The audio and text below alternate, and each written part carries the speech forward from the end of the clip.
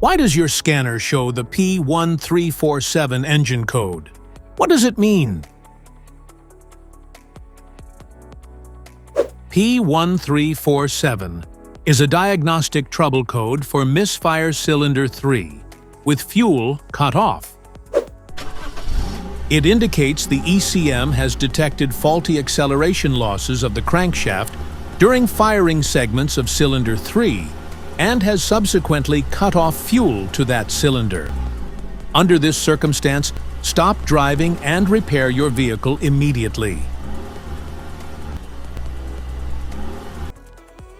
So, what causes this imbalance?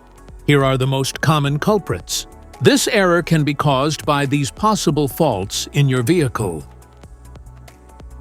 Crankshaft position sensor issues. Ignition system problems. Fuel delivery problems. Compression issues. Valve issues. Each DTC code corresponds to a specific issue in your vehicle. This error occurs in OBD2 equipped vehicles, especially those manufactured since 1996. It is commonly found in BMW. If you want to fix this error code, let us know in the comments section.